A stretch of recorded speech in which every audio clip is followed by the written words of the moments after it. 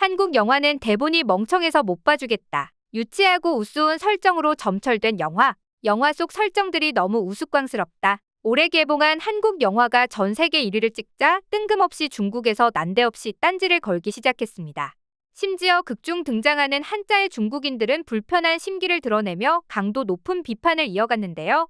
그런데 겉으로는 이렇게 한국 콘텐츠들을 깎아내리기 바빴지만 뒤로는 한국 드라마의 인기가 너무 부러웠던 걸까요? 중국은 한편으론 한국 영화, 드라마를 폄하하면서도 다른 한편으론 한국 콘텐츠를 그대로 베낀 중국 영화를 찍어내기에 이르렀습니다. 그런 와중에 얼마 전 중국 흥행 1위 영화가 한국 작품 표절했다는 사실이 밝혀지면서 전 세계에 개망신 당해버린 사건이 있었는데요. 대체 무슨 일이 있었던 걸까요? 자세한 내용 함께 알아보도록 하겠습니다. 중국인들이 그토록 신랄하게 깠던 작품은 1190만 관객을 돌파하며 올해 최고 흥행작에 오른 파묘인데요.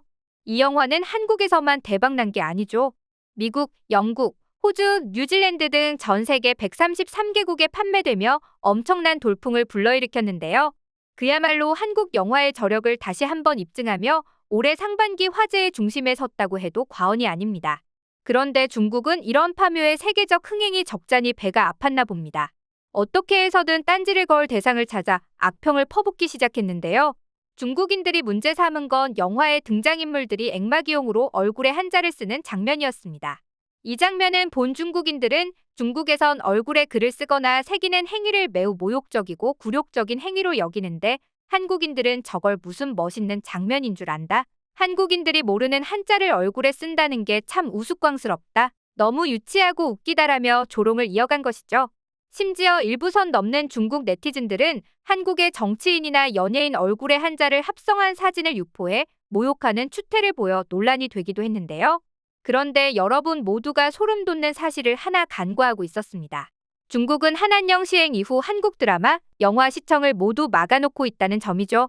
그러니까 중국에서 파묘를 볼 수 있는 루트는 모두 불법인데요. 중국인들은 불법 경로를 통해 공짜로 이런 콘텐츠를 도둑 시청하는 주제에 염치 없이 별점 테러, 악플 테러를 남발하고 있었던 겁니다. 하지만 중국의 파렴치한 도둑질은 여기서 끝이 아니었습니다. 얼마 전 중국에서 1위를 찍고 있던 영화가 한국 작품 표절 논란에 휩싸이며 개망신을 당한 일이 있었는데요. 바로 지난 2022년 9월 30일 신중국 건국 기념일인 10월 1일 국경절에 맞춰 개봉한 중국의 애국주의 영화 말리기도입니다. 라오샤오즈 감독이 메가폰을 잡았고 중국 인기 아이돌 그룹 TF보이즈 멤버 왕준카이, 인타오를 캐스팅해 화제성을 잡으려 시도한 이 영화는 아프리카 리비아 내전에서 탈출한 중국 교민들의 이야기를 담고 있었는데요. 그러면서 개봉 전부터 역경 속에서 자국민을 구하는 외교관들의 활약상을 담은 작품이라며 대대적인 홍보를 했죠. 그런데 교민들의 아프리카 탈출 이야기라? 어디서 많이 들어본 시놉시스 같지 않으신가요? 네, 맞습니다. 누가 봐도 2021년 한국 최고의 흥행작으로 꼽힌 영화 모가디슈가 떠오르는 설정이었죠. 그런데 뭐 설정이야 그렇다 쳐도 그 속을 들여다보니 세세한 디테일까지 너무 닮아 있었는데요. 영화 포스터와 스틸 이미지들이 순차적으로 공개되었는데 짠 모가디슈의 향기가 강하게 풍겨져 나옵니다. 화면 톤에서부터 특유의 어두운 색감과 카메라 구도, 포스터의 구도까지 하나하나까지 교묘하게 따라했다는 느낌을 지울 수가 없죠. 아마도 말리기도의 감독이 모가디슈를 엄청나게 인상적으로 본 것이 틀림없는데요. 원작 얘기를 하자면 2021년 7월 개봉한 한국 영화 모가디슈는 1991년 소말리아 내전 당시 대한민국과 북한의 대사관 공관원들이 고립된 뒤 함께 목숨을 걸고 소말리아의 수도인 모가디슈를 탈출한 실제 사례를 다룬 영화입니다. 탈출 과정에서 조성되는 긴장, 스릴과 휴머니즘에 집중하면서도 지나친 심파나 정치적 요소가 거의 등장하지 않는다는 점에서 이 영화는 엄청난 호평을 받으며 전 세계 50여 개국에 판매되는 쾌거를 이뤘죠. 이외에도 2021 부일영화상은 최우수 작품상, 2021 한국영화평론가협 회상감독상 등 굵직한 상을 휩쓸며 그해 코로나로 침체된 한국 영화 시장에 활기를 불어넣어줬다는 평을 받았는데요. 이 영화의 성과가 몹시도 부러웠던 건지 중국은 허락도 받지 않고 스토리 설정에서부터 촬영 기법까지 그대로 빼다 박은 겁니다. 그런데 표절 시비가 불거지자 말리기도를 연출한 감독은 오히려 이 영화는 2011년 아프리카 리비아에서 내전이 발발하자 현지 중국 외교관들이 자국 교민들을 철수시킨 실화를 바탕으로 만들어진 것이라며 발뺌했는데요.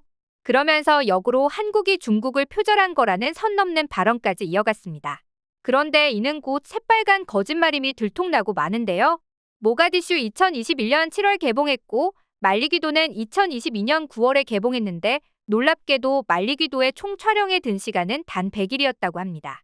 그러니까 한국 영화가 중국을 표절했다는 말 자체가 어불성설이며 오히려 한국 영화의 세계적인 성공을 목격하고 곧바로 작업에 들어갔다고 보는 게 더 타당한데요. 마침 중국 역사에서 비슷한 실화도 있겠다. 잘 만들어진 모가디슈의 외피를 똑같이 가져와서 베끼면 큰 공을 들이지 않고도 멋진 결과물을 뽑을 수 있을 거라 생각한 것이죠. 그렇게 중화사상 애국주의로 점철된 끔찍한 중국 국경절 기념 영화가 탄생한 것입니다. 그런데 왜 중국은 계속되는 표절 시비와 전 세계의 비난 섞인 시선을 받으면서까지 표절을 포기하지 못하는 걸까요? 꽤 단순한 이유인데 돈이 되기 때문입니다. 특히나 신중국 탄생 기념인 10월 1일을 한 해 중 가장 중요한 기념일로 치부하고 있는 중국에선 영화를 하나의 예술 장르로 보는 게 아니라 정치적 수단으로 사용하는 경우가 많은데요. 이런 시기엔 어김없이 국가주도 하에 중화사상과 애국주의로 점철된 영화들이 개봉의 인기를 끄는데 마침 말리기도가 개봉하기 1년 전 이런 소재로 대박을 터뜨린 영화가 있었죠. 바로 2021년 국경절 연휴를 앞두고 개봉한 영화 장진호인데요. 이 영화는 중국 내에서만 약 1조 4천억 원의 흥행 수입을 올려 역대 중국 영화 흥행 1위 자리에 올랐습니다. 이런 중국 미화 영화가 먹힌다는 걸 알자 중국 영화계는 또 한 번의 대박을 노리기 위해 말리기도를 만든 것인데요. 실제로 그 결과는 성공적이었습니다. 적어도 중국 내에서만큼은 말이죠.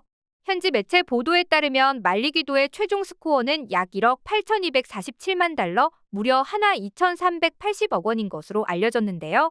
1,760만 명의 관객을 동원하면 아직까지 우리나라 박스오피스 1위의 기록을 지키고 있는 명량도 그 수익이 약 1,350억 원이라는 점을 감안하면 실로 엄청난 결과가 아닐 수 없습니다. 이렇듯 중국은 14억이라는 자국 내 거대한 인구에 기반한 보장된 시청수와 특유의 폐쇄성을 이용해 이런 내수용 작품들을 계속해서 흥행시킬 수 있었던 건데요. 한편 이 시기에 나온 영화는 짬 모가디슈뿐만이 아니었습니다. 중국산 탑건인 장공지왕도 같은 시기 개봉됐는데요. 긴박하게 보이는 상황 속에서 전투기를 조종하고 있는 파일럿의 모습, 누가 봐도 탑건을 떠올릴 테지만 놀랍게도 이는 장공지왕의 한 장면이었죠. 게다가 실제 영화를 보면 조악한 중국 CG에 한숨이 나올 지경이라는데요. 이외에도 매드맥스 분노의 도로를 아예 포스터, 제목까지 그대로 복붙한 매드실리아, 러브 액츄얼리를 표절한 애정규호전이, 엑스맨 데이즈 오브 퓨처 패스트를 표절한 여와일기 등등 중국의 선 넘는 카피는 오늘날에도 계속되고 있습니다. 사실 어떤 작품이 인기를 끌면 리메이크작이나 오마주 작품이 나오는 건 자연스러운 현상입니다. 게다가 지금 한국 콘텐츠가 전 세계적인 영향력을 행사하는 상황에서 세계에 내놓을 만한 이렇다 할 문화 콘텐츠가 없는 중국의 입장에선 더 탐이 날 수밖에 없겠죠. 하지만 이를 원동력으로 삼아 자국의 콘텐츠를 발전시키는 거랑 대놓고 베끼는 거랑은 차원이 다른 이야기입니다. 심지어 중국은 한국이 고심해서 만든 콘텐츠의 정당한 대가를 지불하지도 않고 오히려 한국이 중국을 베꼈다며 적반하장의 태도로 한국을 폄훼해서 문제가 되고 있죠. 이는 한국의 대중문화 산업에 큰 위협이 될 뿐만 아니라 창작자들의 노고를 빼앗는 것이기에 매우 악질적인 행위인데요. 전 세계 문화 콘텐츠 업계에 심각한 타격을 입히고 있는 중국인들의 만행이 하루빨리 근절되기를 바라며 오늘 영상 마치겠습니다.